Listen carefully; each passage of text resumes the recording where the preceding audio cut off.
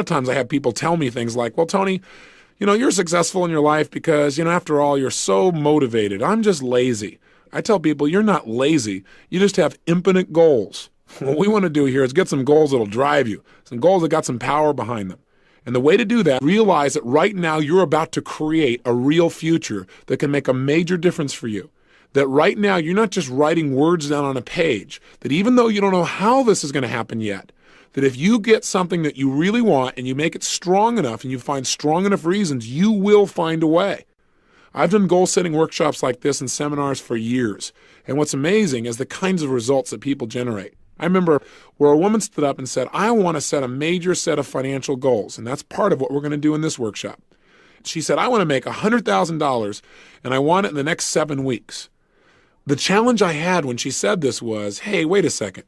7 weeks is too short a period of time. This woman has never made over $30,000 in a year in personal income.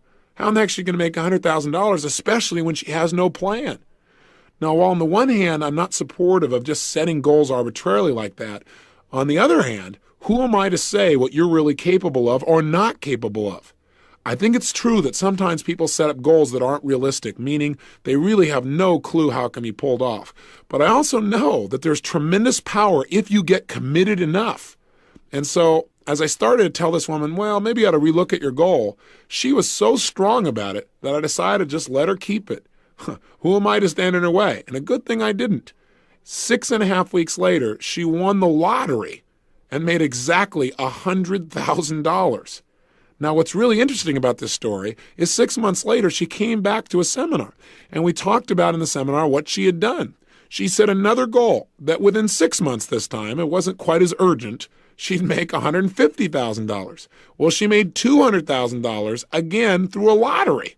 Now, I'm not suggesting set a bunch of lottery goals here by any stretch, and I'm not big on it. I don't buy lottery tickets. But I just want you to realize there may be a level of understanding about how to manifest goals that's beyond what you or I consciously understand. And this woman certainly was pretty good at it. She's not the only person. I shared her story one time, and a couple from Detroit listened to the story and got really inspired, and they just said, hey, as long as she can get this, why doesn't she ask for bigger numbers? We're going to do this thing, and we're going to make $1 million. And I got to kind of grit my teeth, and I said, look, that's not what I told the story for.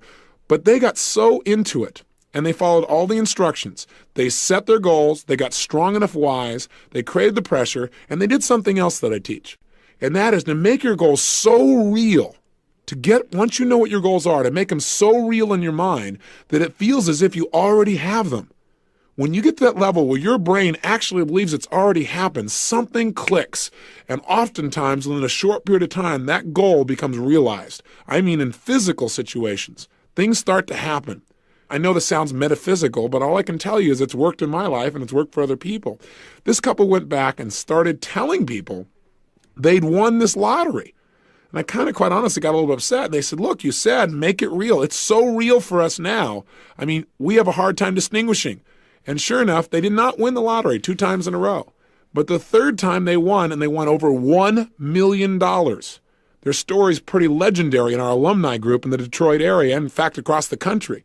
So I want you to know that people around them said they were nuts, but they understood the power of being able to create something first in our mind. Everything around you in your life right now started out at one time as a thought. I mean, think about it.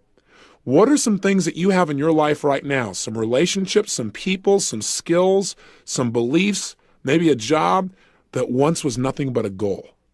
You're in that same moment now of creation.